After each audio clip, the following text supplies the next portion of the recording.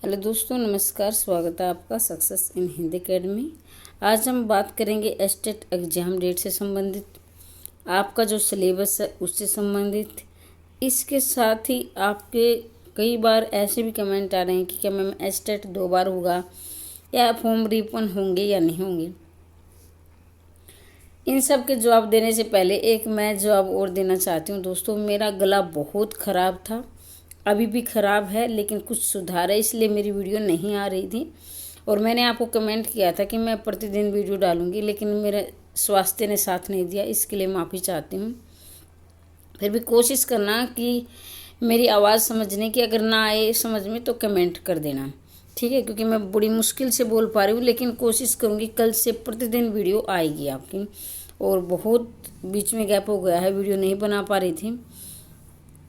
तो पहली बात तो एस्टेट जो एग्ज़ाम डेट है, इन्होंने एक और एग्ज़ाम डेट डाली है। मैं दिखा देती हूँ आपको। ये डाली है 4 से 5 जुलाई। लेकिन दोस्तों, मैं ये कह रही हूँ, इनकी डेट पर आप भरोसा मत करना। इनकी बहुत सारी डेट आ चुकी हैं, आप अपने तरीके से तैयारी करते रहो। और मुझे तो इनकी डेट पर विश्वास अब है भी नहीं, ये करवाएंगे या नहीं। लेकिन फिर भी आप अपनी तरफ से जैसे आप तैयारी कर रहे हो वैसे तैयारी करते रहना। और बात ये है कि अब मैं बात करती हूँ सिलेबस पर। तो सिलेबस की बात ये है कि मेरे पास ये कमेंट आते हैं, क्या मैम न्यू सिलेबस पढ़ें या जो ओल्ड सिलेबस पढ़ें। देखो, जो आप इसमें कंफ्यूज आपको नहीं होना चाहिए। इसलिए नहीं होना चाहिए क्योंकि जो साइट पर जो सिलेबस है आपको वही पढ़ना है। और मैं टीजीटी पीजीटी का सिलेबस काफ़ी बार डाल चुकी हूँ, मैं फिर से डाल दूँगी टेलीग्राम पर। और ये मैंने सिलेबस चेक किया है, जो पुराना सिलेबस है वही है साइट पर। जो इनका ऑफिशियल जो डालते हैं ये सिलेबस, वही पुराने वाला ही है। आप नए वाले पर माथापच्ची ना करें। अगर 1-2 क्वेश्चन इधर उधर डाल भी देते तो मैं गारंटी नहीं लेती हूँ। लेकिन हाँ, ये मैं ज़रूर कहूँगी, साइट पर अभी तक नए सिलेबस की कोई भी अपडेट नहीं आई है, ठीक है। तो बेचिंतित होकर पहले पुराना वाला तो तैयार करो, नए वाले में मत फंसना।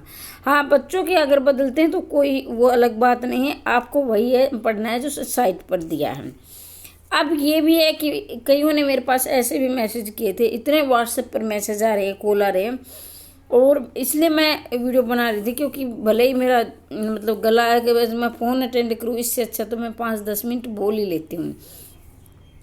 तो ये भी मुझे तो यकीन बिल्कुल भी नहीं है कि ये इस साल 2 बार एस्टेट ले पाएंगे, क्योंकि अब ये एक ही बार नहीं ले पा रहे। तो आपको दूसरी बार का इंतज़ार नहीं करना है, आप इस बार ही एस्टेट निकाल दो। और एस्टेट निकालना बहुत ज़्यादा बड़ी बात नहीं है, बिल्कुल ये आसान भी नहीं कहूँगी। लेकिन हाँ, अगर आप लंबे समय से यानी 5-6 महीने से मेहनत कर रहे हो तो आराम से निकाल दोगे, डरने की कोई ज़रूरत नहीं है। अपनी गति से जैसे भी आप पढ़ रहे हैं, 5-6 घंटे 3-4 घंटे जितना भी आपको समय मिल रहा है, पूरी ईमानदारी के साथ पढ़ते रहो। अब मैं ये भी बताऊंगी कि आपको अंतिम समय में तैयारी कैसे करनी है। अगर आप पहली बार चैनल पर आए तो चैनल को सब्सक्राइब कर लें, क्योंकि एस्टेट से संबंधित जानकारी और टीचर से संबंधित जानकारी आपको इस चैनल पर मिलती रहेगी। अब सबसे बड़ा सवाल ये है कि फॉर्म रीओपन होंगे या नहीं होंगे। पहले वाले चेयरमैन ने ये वादा किया था कि हम फॉर्म रीओपन करेंगे, लेकिन जो अब नए आए उन्होंने मना कर दिया। लेकिन मैं ये ज़रूर रिक्वेस्ट करूँगी कि फॉर्म रीओपन होने चाहिए, क्योंकि काफ़ी समय हो गया है फॉर्म भरे हुए। इसके साथ ही आपको क्या करना है, फॉर्म रीओपन अभी भी मुझे उम्मीद है कि होंगे, लेकिन आपको क्या करना है, आपको मेल वगैरह ट्वीट वगैरह कर देना चाहिए।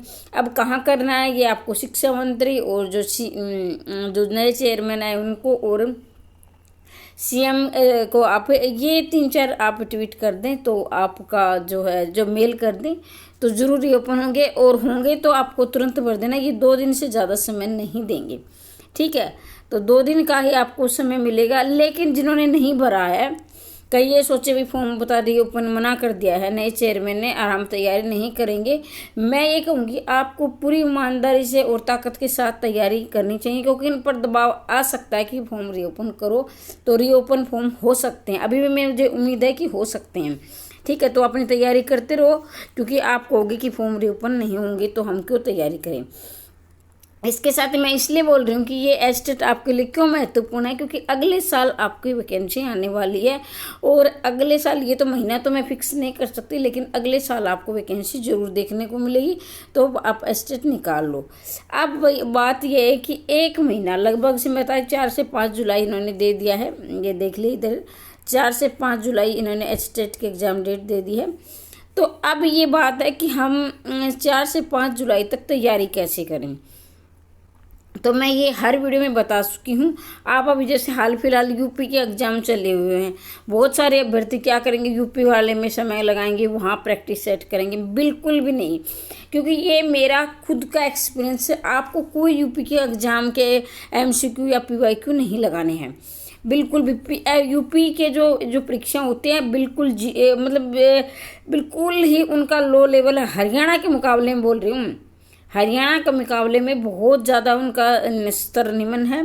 और जो हरियाणा की जो एस्टेट है ना, जो एस्टेट जो हरियाणा लेता है, उसका PGT का तो ये है कि 3 प्रश्न में से आपको 1 प्रश्न पूछा जाता है। 3 प्रश्नों को जोड़कर जो लाइनें होती हैं इतनी लंबी होती हैं कि 3 प्रश्नों को जोड़कर 1 प्रश्न पूछा जाता है। ये मैं फिर कह रही हूँ, मैं आपको डरा नहीं रही हूँ, लेकिन मैं आपको सचेत करती हूँ, आपको यूपी के PYQ नहीं लगाने हैं।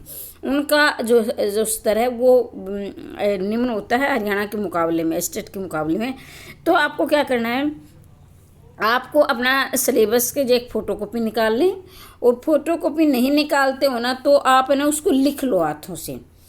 और फिर आपको जैसे कि ये लिखा है कि मान लीजिए ये एक सिलेबस का, जैसे मैंने कारक लिखा है या नाउन जो भी है, तो आपको ये पढ़ना है पूरा, एक टॉपिक पढ़ना है।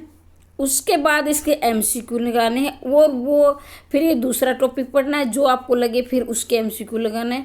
ऐसे पहले आपको अपना सिलेबस तैयार करो।